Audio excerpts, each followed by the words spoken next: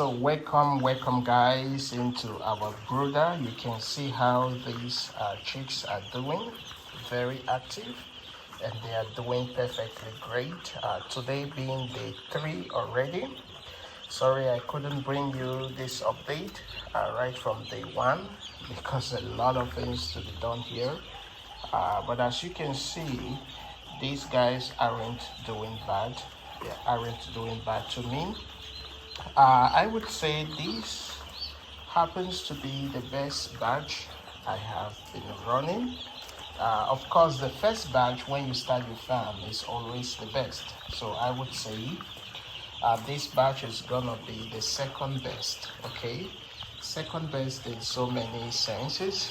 First, of course, when it comes to mortality, I'm going to tell you that today being day 3. In fact, day 1, which was the most critical day of all, we had 0 mortality. I repeat, day 1, which happened to be the most critical day of all, we had 0 mortality, which is a great milestone, guys, a great achievement for us. And I'm beginning to wonder what could be the reason compared to my previous badges. Okay, my previous badges where I could lose 10 or even 20 right on day 1, and then I begin to understand that a lot of factors put together are responsible for this great achievement. Okay, number 1 is getting your bird from a reputable hatchery. Okay, getting your bird from a reputable hatchery. This hatchery, of course, you may have friends, you may have other farmers, colleagues who have dealt with this company before, and they can attest that their birds are good. They can attest that their birds, the parent flock, of course, the parent flock, their production system is good. Okay, and then you can go for that hatchery. Number 2 factor I would say is 90% more of biosecurities. Okay, you saw me, if you watched my previous video, you saw me where I took like a week to treat this brooder, to thoroughly clean, to disinfect thoroughly, and then to leave it open, wide open. All of the plastics were up. When you watch that videos, all of the plastics were up for ventilation. This aspect of biosecurity, of course, it's so essential to kill bacteria, germs, and things like that. Okay, so number 1, getting your birds from a reputable hatchery. Number 2, biosecurity. Number 3, it comes to your lighting and heating. Okay, you can see we have this this heating box right here. They are 100 watt each, and related to the size of the room of the brooder, you can see we have a large brooder here. But what we did is we decided to enclose it right here.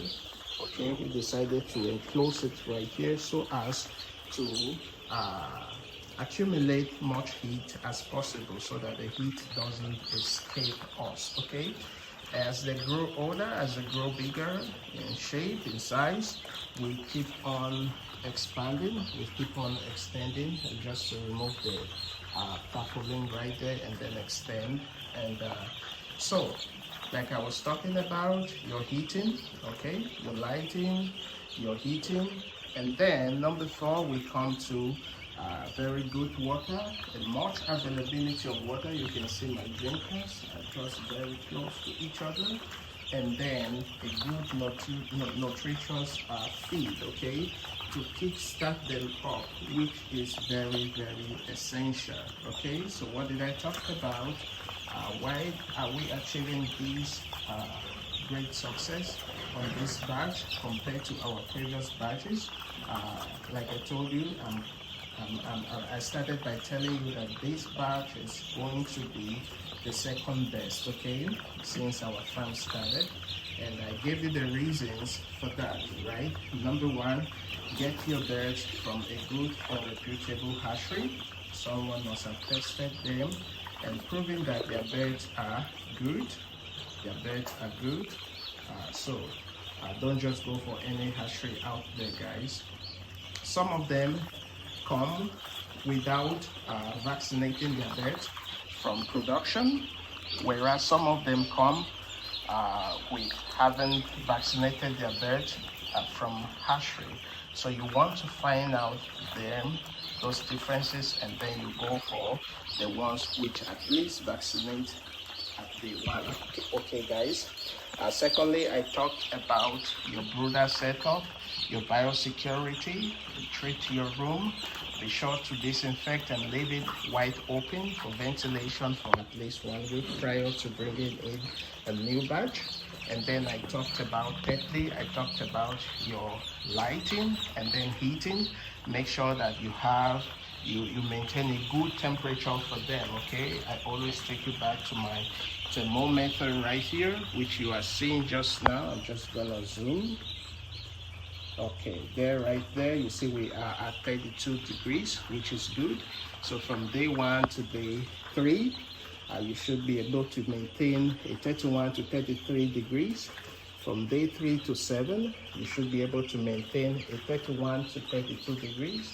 And then from day 7 to 14, 29 to 31 degrees. And then from the 14 to 21 days and upward, you can do with 28 and 29, you are just good, okay? And then I went on to talk about you should make sure that water availability is very, very closer to them. Do not let them have to run from one angle to another before they can get water. Then also feed as well. It should be a good feed to start them up, okay? A good nutritious feed with all the nutrients to get them started. If you don't know how to compose your own feed, I would advise you to go in for imported feed. They call it pre-starter. You can start them up richly. Remember, it is baggage in, baggage out. What you give to them is what you are going to be getting in return, guys. So those are the factors I think is really helping us to achieve this success. Again, lastly, this one is just like a bonus tip, guys. These birds need you around, okay? From their day 1, once you bring them in the brooder, of course, you just want to provide them with all the needs and leave them for like 2 hours before you come back and check for signs of weakness, tiredness, or if there are some sick birds. You can have a unit call, an emergency unit like this one here.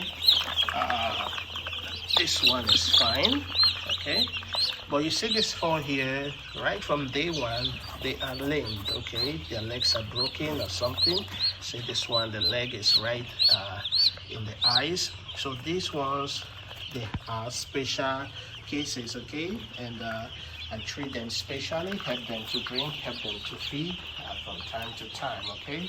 So they need you around, because from day 1, you should be able to at least wake them up every after 30 minutes. You can see how they are seated. If the temperature is so good, they feel so comfortable, they want to sleep.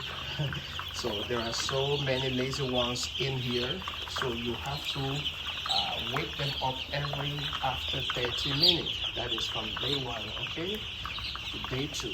Okay, from day 2, we start waking them up every after 1 hour. From day 3, every after 2 hours. So you see that by doing that, you are achieving a lot. 1, you are helping the weaker ones to eat. By so doing, they grow in sizes and in shape equally. That is talking about uniformity, okay? Uniformity is very important as a poultry farmer. Failure to achieving uniformity, we really jeopardize your marketing, okay? We really jeopardize your marketing, so you don't want to joke with achieving uniformity. So you see, we have just our own handmade feeder right there. It is good. So feed and water is everywhere in the brooder. Everywhere they turn, they don't even have to run, but They get so active that they run from one end of the room to another, which is a good sign that they are happy, they are good, they are doing good, they are healthy.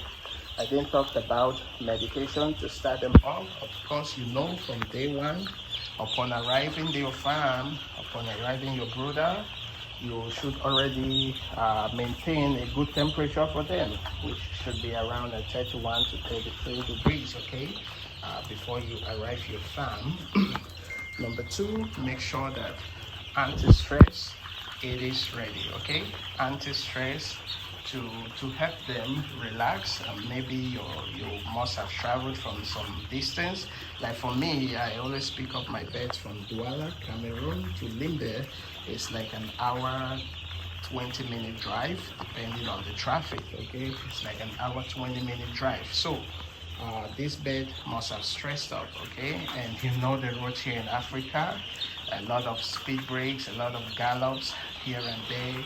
So it really gets them stressed up a lot. So that is why you want to have an anti-stress, which you are going to administer from day 1 to day 3. Anti-stress, okay?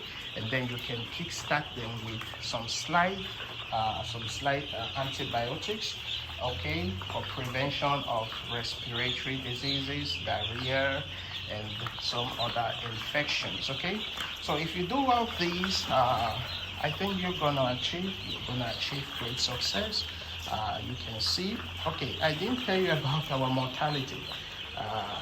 From day 1, which was the most critical day in the history of our farm, we achieved 0 mortality, which is just absolutely awesome. 0 mortality. Okay, day 2 we got 3. Day 2 we got 3, and day 3 we have also gotten 3. Okay, 3 mortalities, which is just something so exciting to us. And then we keep on observing them for any signs of weakness, illness, or whatsoever. That is why I said they need you around, guys. They need you around. Do not just dump them here and go along with your daily business, guys. These guys need you around, okay? So I hope you find this of value. Today is day 3, like I told you. I will be bringing you another update by day 7 so that you can see our progress on this batch.